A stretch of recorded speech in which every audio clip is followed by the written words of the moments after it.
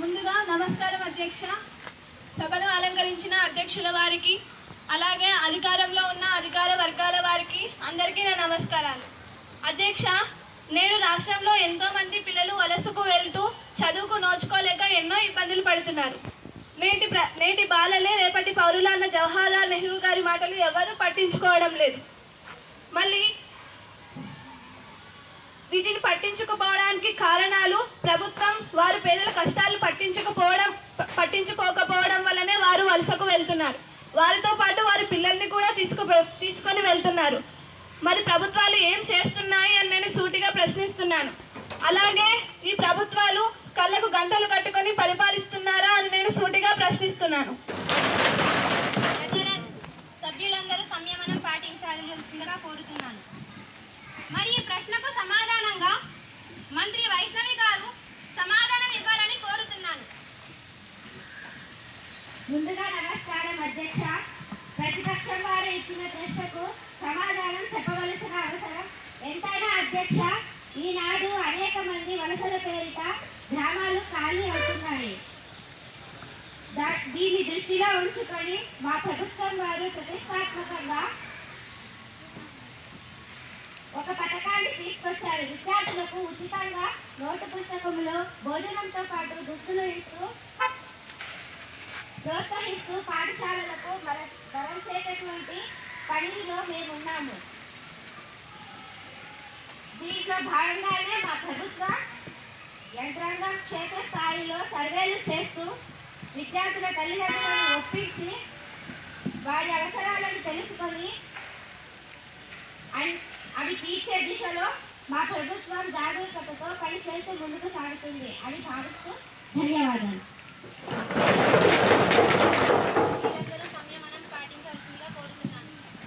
ముందుగా నమస్కారాలు అధ్యక్ష. అధ్యక్ష, మరి అయితే నేటికి ఎందుకు వలసలు ఆగడం లేదు అధ్యక్ష?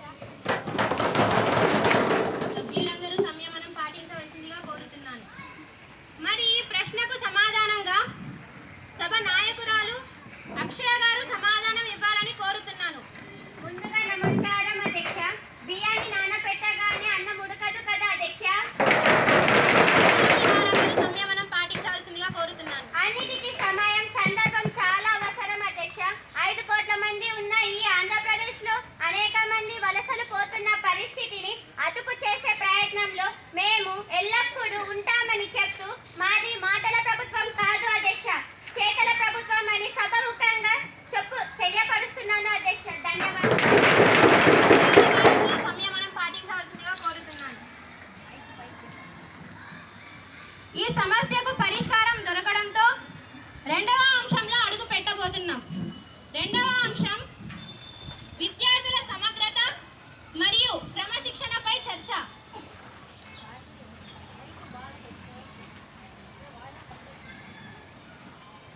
ముందుగా నమస్కారం అధ్యక్ష. మా నియోజకవర్గంలో కొందరు విద్యార్థులు తమ తల్లిదండ్రులను అగౌరవపూర్వకంగా నడవడుచుకుంటున్నారు. దీనిపై ప్రభుత్వం ఎటువంటి చర్యలు తీసుకుంటుందని నేను ప్రశ్నిస్తున్నాను అధ్యక్ష.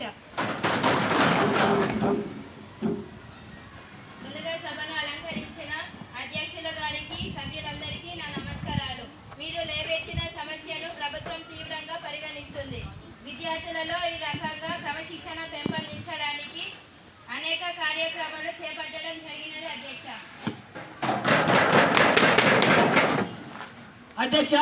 వీళ్ళు చేపట్టారు సరే, కానీ అది ఎంతలా విద్యార్థుల మార్పు చేకూరుతుందనేది ముఖ్యం. సభలోని వారందరూ సంయమనం పాటించాల్సిందిగా కోరుతున్నాను. అధ్యక్ష, దీని కొరకు మేము విద్యార్థులలో వ్యాసరచన పోటీలు, ఉపన్యాస పోటీలు నిర్వహించడం జరిగినది. ఈ విధంగా విద్యార్థులలో మార్పును మీరు త్వరలో గ్రహిస్తారని కోరుతూ సెలవు తీసుకుంటున్నాను అధ్యక్ష. వారందరూ సంయమనం పాటించవలసిందిగా కోరుతున్నాను. అధ్యక్ష, మేము ఈ చట్టానికి పూర్తి మద్దతు ఇస్తాము, కానీ ఈ చట్టం అమలు పరచడంలో కఠినంగా నిర్వహించాలి అధ్యక్ష. ముందుగా సభను అలంకరించిన వారికి నమస్కారంలో అధ్యక్ష. ఈ చట్టం విద్యార్థుల బాధ్యతలను పెంచుతుంది, అలాగే ఇది వారికి మంచి భవిష్యత్తును నిర్మాణించుకోవడానికి సహాయపడుతుంది. దీనిని ప్రకటిస్తూ సెలవు తీసుకుంటున్నాను అధ్యక్ష. సంయమనం పాటించవలసిందిగా కోరుతున్నాను.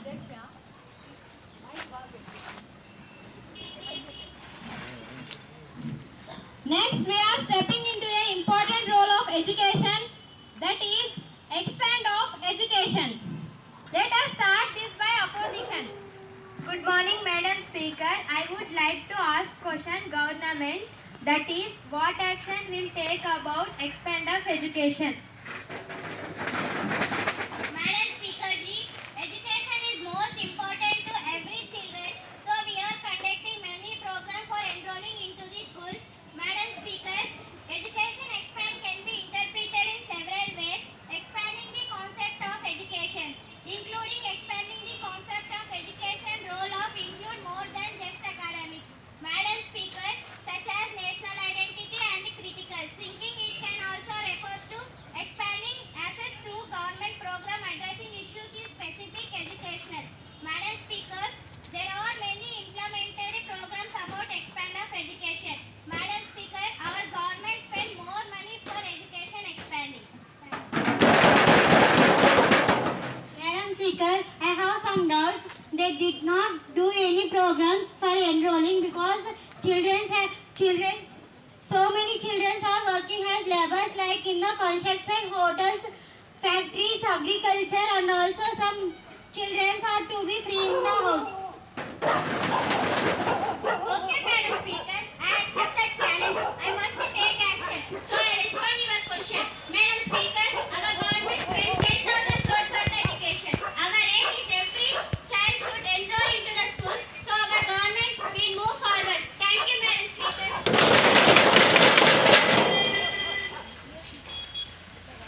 इस अंश का समस्या मिलने के कारण हम अगले अंश पर कदम उठाएंगे।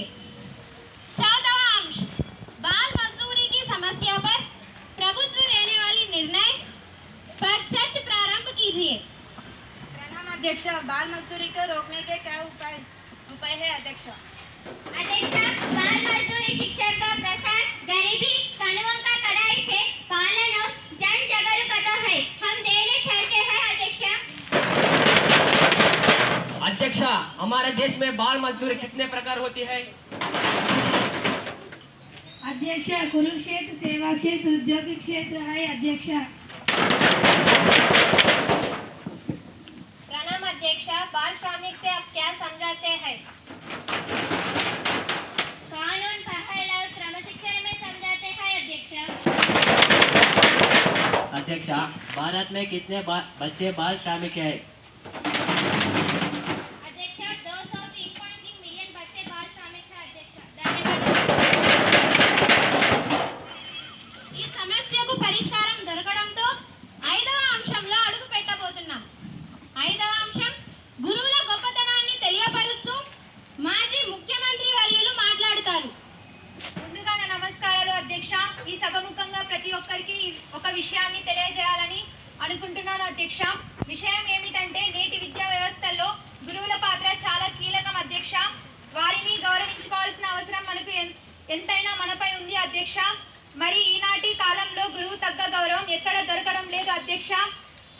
ఆజ్ఞ అంధకారమును తొలగించువాడు గురువు అని పుస్తకంలో తెలుసుకుంటున్నామే కానీ విద్యార్థులకు తెలియడం లేదు అధ్యక్ష. ఒక గురువు దండించాడు అంటే మన జీవితాలు అభివృద్ధికి మెట్లు ఏర్పడుతున్నాయని అనుకోవాలి అధ్యక్ష. కానీ నేటి పరిస్థితుల్లో అలాంటి పరిస్థితి లేదు అధ్యక్ష. గురువు దండిస్తే ఇంటికి వెళ్ళి తల్లిదండ్రులకు ఫిర్యాదు చేస్తున్నారు. అదే తల్లిదండ్రులు పాఠశాలకు వచ్చి గురువులను దండిస్తూ పరిస్థితి అధ్యక్ష. పాతకాలం చదువుల పేరిట విద్యార్థులను దండించిన వారి తల్లిదండ్రులు ఏమి అనేవారు కాదు అధ్యక్ష. నేటి పరిస్థితులు అలాగా లేవు అధ్యక్ష. ఒక గురువు లేకపోతే విద్యార్థి భవిష్యత్తు అంధకారంగా మారేటటువంటి పరిస్థితి. గురువు లేని విద్య గుడ్డు విద్య అని పెద్దలు ఊరికే చెప్పలేదు అధ్యక్ష. కావున ప్రభుత్వం వారికి ఒక్కటే చెప్పాలని అనుకుంటున్నాను అధ్యక్ష.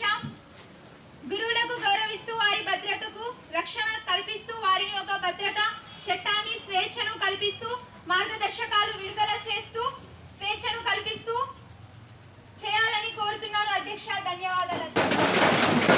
వారందరూ సంయమనం పాటించవలసిందిగా కోరుతున్నాను. అధ్యక్ష, ప్రతిపక్ష నేత గారు చెప్పిన మాటలు చాలా అమూల్యమైనది అధ్యక్ష. అవి అందరూ పాటించాలి. వారు చెప్పినట్టుగానే గురువులను గౌరవిస్తాం. వారికి ప్రత్యేక చట్టాన్ని తీసుకువస్తామని సభముఖంగా చెప్తున్నాను